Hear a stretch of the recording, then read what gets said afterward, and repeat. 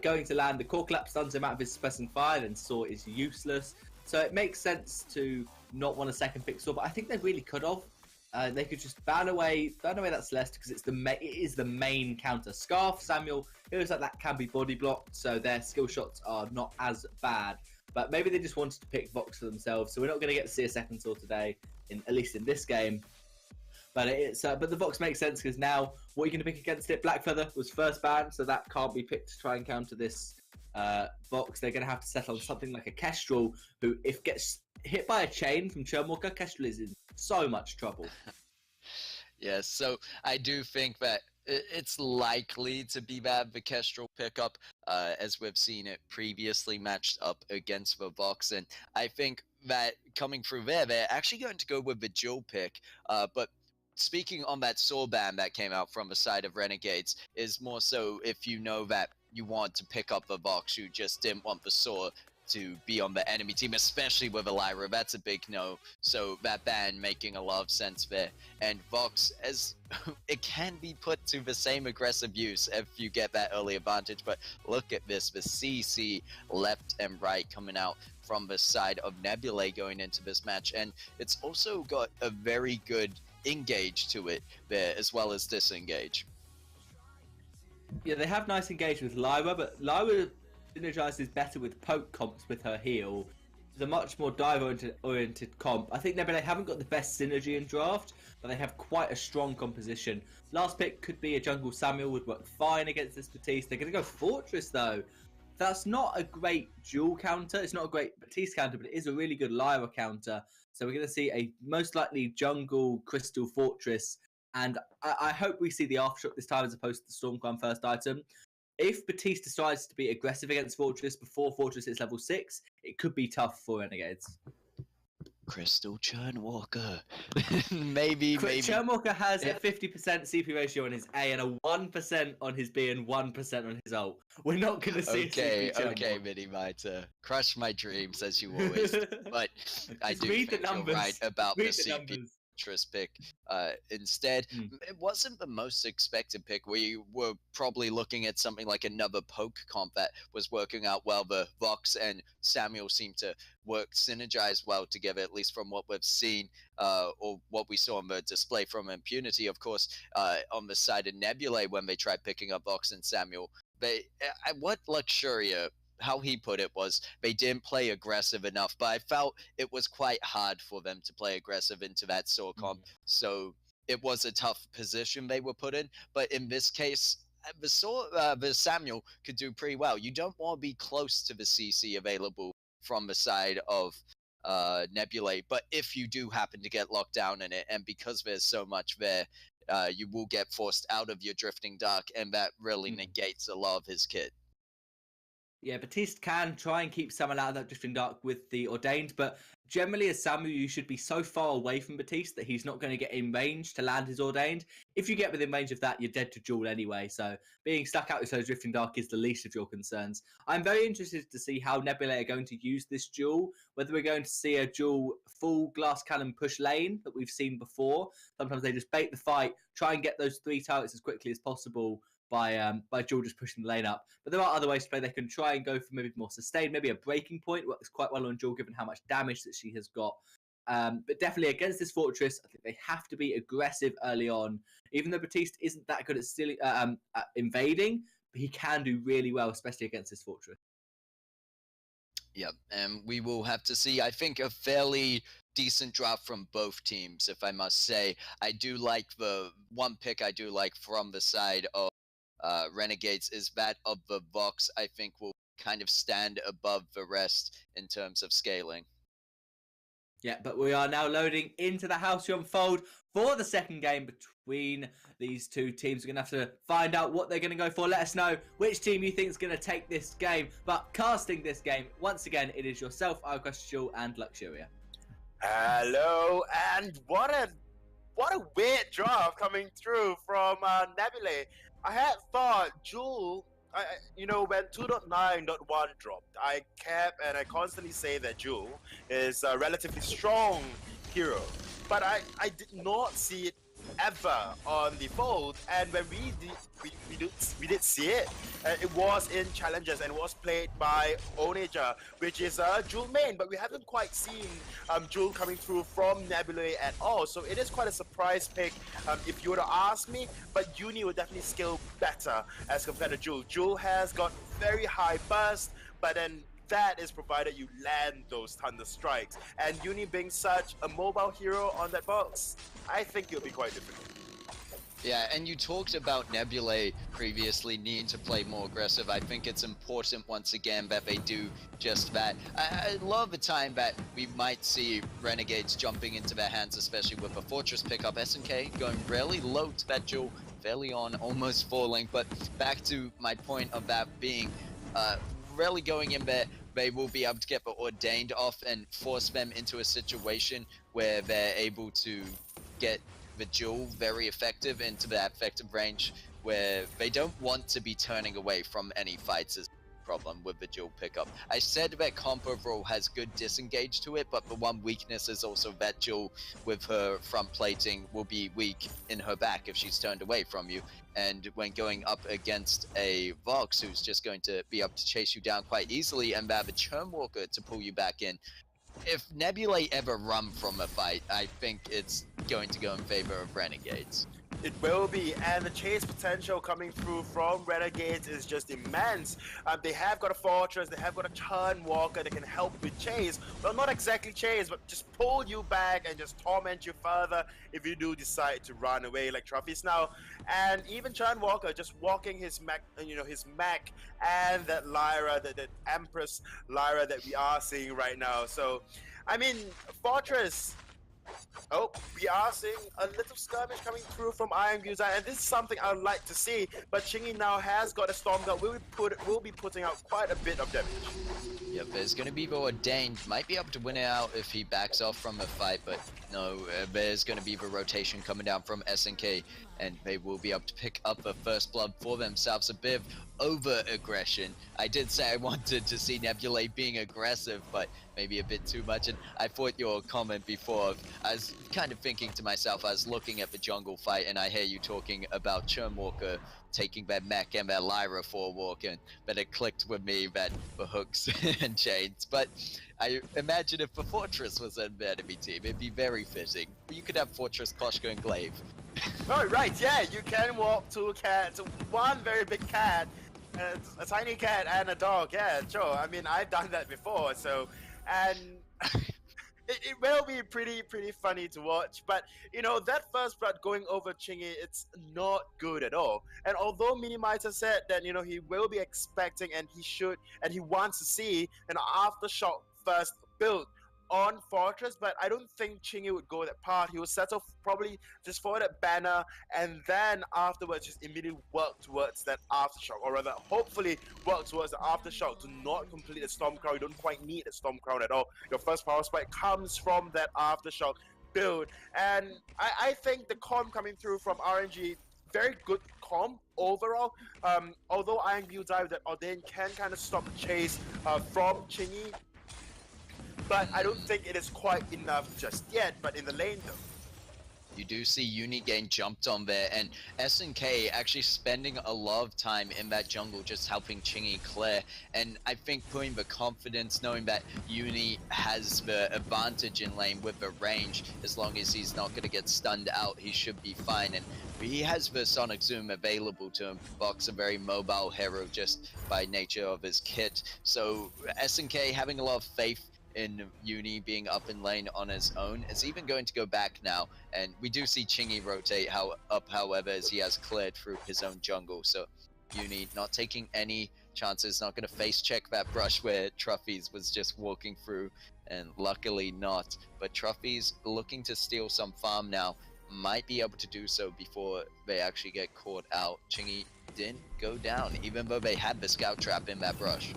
Yep, and now Chingy already level 6, whereas Batiste is still sitting at level 5, which means Iron Gudai do not have access to that fearsome shape. But of course, while I'm saying it, Iron Gudai hit that level 6, and Chingy reached the first power spike when he gets the ultimate on Fortress at least. And the next power spike will come through once Chingy have got access to that excuse me, sorry, have got access to that aftershock, and he is very close. He's just 50 gold away, and there you have it. Chingy will be building towards the first aftershock, but in lane, a lot of pressure coming through from Nebulae, but no damage at all onto this first turret. Although we did hear Minimizer mention that, you know, Jewel generally wants to push this first turret down, and works very similarly to that of Sword, just very concentrated on pushing the first turret. But we are seeing a lot of poke coming through from Uni with a partnership already built up.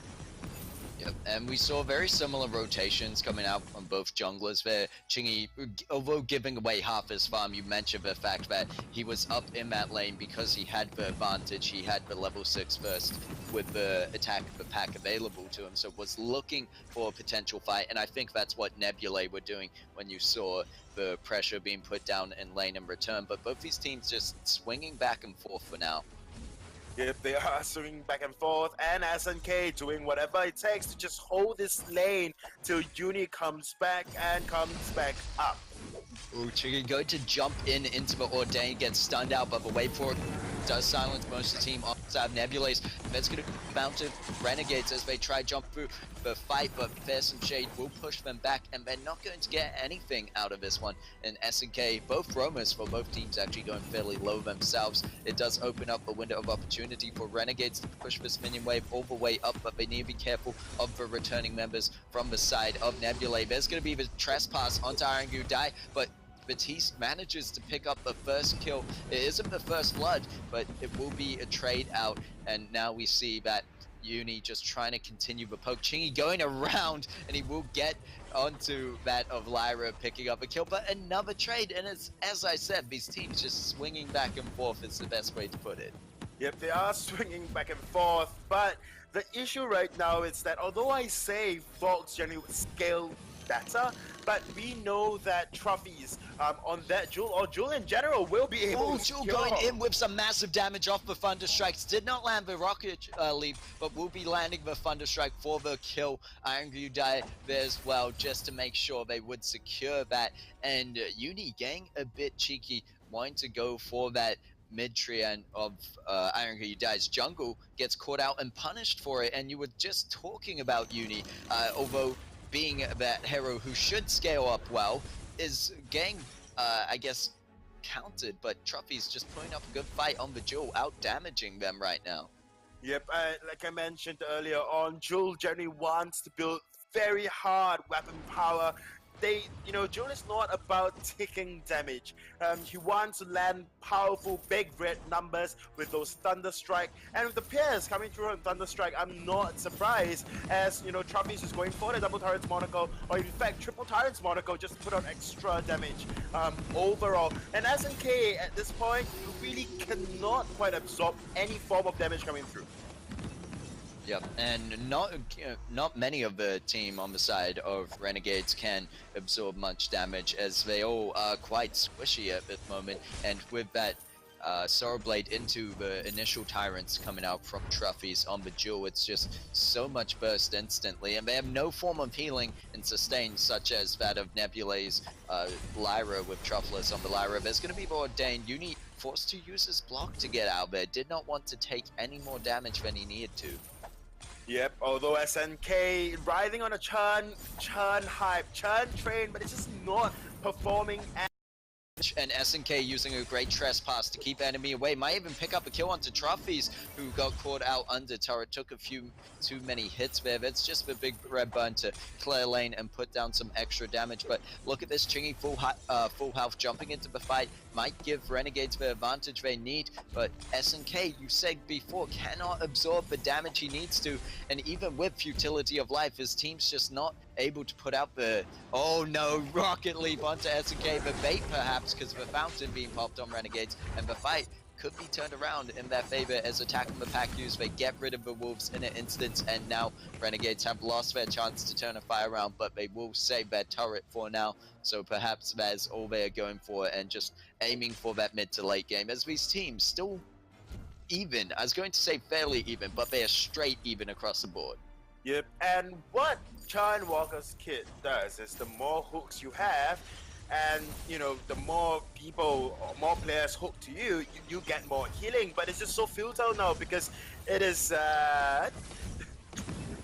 but it's because yeah, because it's futile now because of the amount of burst coming through and the sustain as well from Truffy's Truffless on that Lyra is just so difficult to out sustain a Lyra in this early game. So, you know, the side of RNG really have to rethink the strategy. They thought, or rather, you know, with the point shift, with the futility of life on SNK EA, they think they can out sustain the amount of burst coming through. But the longer IMU's die stays in a team fight, the more empowered bad mojos he lands, you know, the stronger he gets. So it's just so difficult.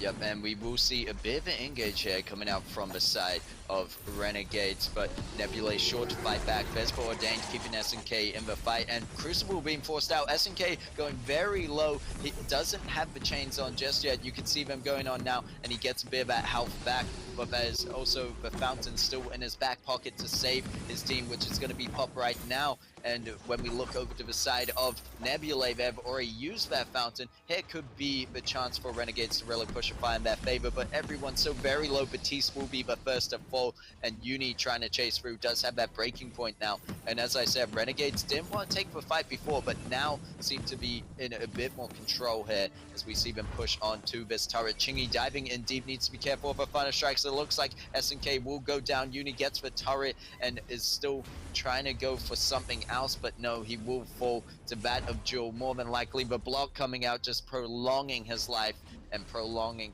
his inescapable death. And we do see Nebulae could get the turnaround turret just off the back of that, keeping them even, just one kill under, however. Yep, I mean, they can easily get this, unless, of course, Chingy have got an answer, but the tier 1 turret, 2k HP, will not last long once your enemies get a hold on it. And, you know, it's rather even, like you mentioned, throughout. There is not much at all both teams can do. Trophies, you know, having that engage and disengage option on those rocket lit, and SNK may be caught out right now. Yep, and we do see SNK going low, and his team are not nearby. He's not going to get futility of life, but he will use the trespass and the big red button, almost picking him up. But Lyra going to come with the arcane passage into right forward to secure that kill. Uni now getting caught out of position because of it, and Chingy could be as well. They managed to pick up the Batiste, but I don't think they'll get much more than that, as Joe just unbeatable at this stage, 5-0, and they will go for the gold miner, and starting to push that gold lead in Nebulae's favor. So even though it looked like Renegades had taken that first objective, could be putting things back into control, I think SNK getting caught out there really fell through for the side of Renegades having a clean game, and really providing Nebulae the chance they need to even take the lead. Alright, so unpopular opinion coming through. Looking back at draft, we see a Lyra, we see a Batiste. You think the last option available would be that of Taka. But I think Taka worked very, very well in this particular team comp going up against Nebulae. Only reason Taka at Zretsu gets behind Trophies, Kaitan, you know, from the back, so deals a lot of damage onto Trophies. Whereas Fortress, when you jump with the truth of the tooth, you jump frontward. So Trophies have got a heavy plating, you know, it will be impossible for you to do, you know, much damage onto this Jewel at all, and thus Jewel just able to survive for so long. And the sustain coming out from this Lyra as well is not quite helping the cause, but double hook and chain. Yep, and there's going to be the rocket leap in, does not secure the kill, but SNK is so very low, manages to get the trespass off, and it's enough for Chingy to get a window of opportunity to take the kill, and it looks like it will be enough for them to take the team fight, as Chingy picking up a double kill for himself. Uni coming down there just to help out, but look at this, Chingy could even get the triple for himself. It might be a bit too delayed, and no, Trophies, or Truffless I should say, able to escape that one on the Lyra, getting out there with the Imperial Sigil. But right now the Kraken is on the fold and available for Renegades to go with no contest from the enemy team, only the Lyra, and I don't think she'll be able to do it. No arcane passage only Imperial Sigil. It would come down to very good timing and needing to be there right now. No, it was close. It was close, but definitely odds not in their favor. It was very, very close. I was expecting a steal coming through. If it was a steal, it will look very, very good for the side of Nebulae. They will just be able to push it down, push down the lane, push through, crack open the base of RNG. But it definitely did stop Chingy's ace buff, thus forcing Chingy to just back off. But entirety, he will be able to just rendezvous or just meet up with his team and try pushing down this turret. And let us just be honest. The side of RNG, they do not have the best turret pushing comp right now. No, they do not, but as long as Uni is able to get the stacks up out the fight, as soon as this turret falls, he should be able to maybe pick up a kill or two if Nebulae decide to be over-aggressive. And if SNK can land the hooks, he needs to get the trespass into the torment off. There's going to be Big Red Bun just clearing out the wave more or less for the side of Nebulae, and they will get the Kraken now. Whether the side of Nebulae decide to engage, there's going to be the engage coming out from the Lyra with the Arcane Passage, and we're going on to Churnwalker initially. Can he land the Trespass before he dies is the question. He's bringing his life to the max. Make sure he gets that last hook on Jewel before using it, and gets all he needs out of it as they turn the fire around once again. And just playing off the back, you can see Renagades really have been practicing at Churnwalker, as I expected initially to be played alongside a Saw. But no, we can play this alongside whatever we want, as they pick up the ace for themselves. And SNK so patient there, just holding on to his dear life, not using the trespass, and just waiting for the right opportunity to get the fullest out of it, making sure that they're able to stun the Jewel. Because you mentioned before, Jewel's weakness is the fact you can't get behind her, and the power is the fact that she has the heavy plating to make her so much better in those 1v1 and on-fight engagement duels, or duels. Oh, duels and duels. A bit too confusing for me there, but in the end, they pulled through once again the same situation that they did to turn that fight around in the jungle prior to Kraken. Yep, I must say that was a very, very good team fight, for the side of RNG, and they are definitely coming online. The Fortress as well starting to tank up at this point, and so Jewel will not be doing as much damage, I want to say, but of course it will be audacity to actually quite say that. I mean, Jewel still have good damage, but it's just down to SNK. That trespass, those torments coming through, it's definitely tormenting the entirety of Nebulae at this point in time.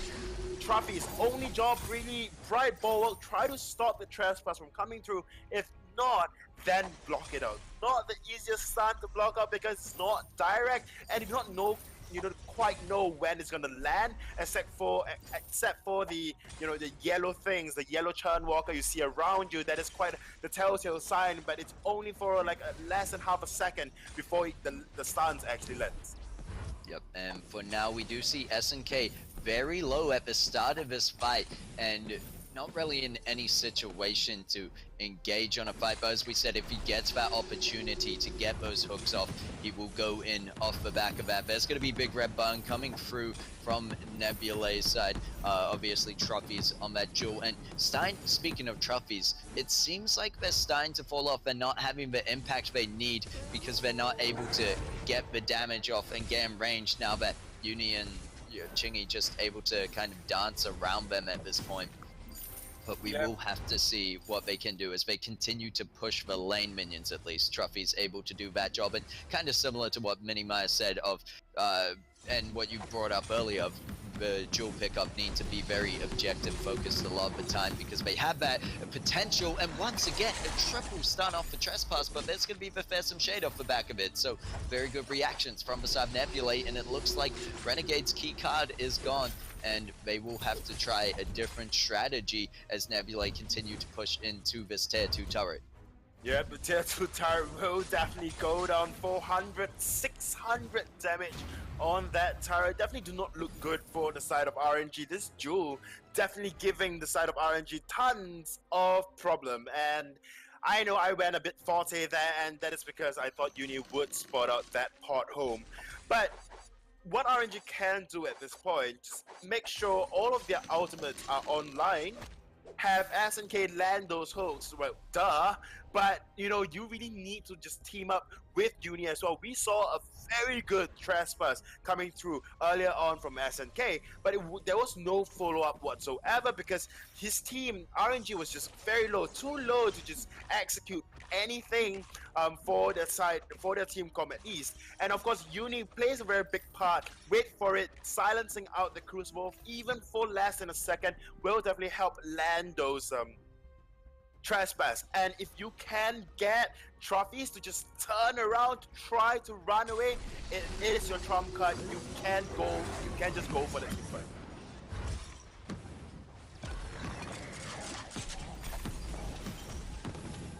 Okay, things are happening, RNG, and obviously it will be my bad. I accidentally muted myself thinking I was already muted, but there's going to be the rest of the fight as the triple kill picked up by that Fortress, who we thought was a bit of a surprise pick to really go Fortress, but you can see this Fortress, instead of focusing as much on defense, has gone more for the damage build that we like to see in Fortress of the current meta. Yep, and Fortress, although very shaky, very weak in the early game, definitely coming through once, you know, Fortress get, you know, several tank items, and those wolves helping take turrets, so why not? And the second game will go over to the side of RNG, although they look really shaky at the start, but they definitely did pull through with that annoying trespass that Truffles just unable to block out at all. It's a bit of a pun I hint coming on with pulling through there, but nevertheless, that Churnwalker, a very good pickup, and we did see, rather than the Torment being put to good use this time, even though the Echo was there, the Trespass was definitely the key feature that we saw, and throughout those fights, I think just help them turn it around. There's a stage where it really looked like Nebulae's game, and if it wasn't for those fights prior to Kraken, as you said, Nebulae could have easily broken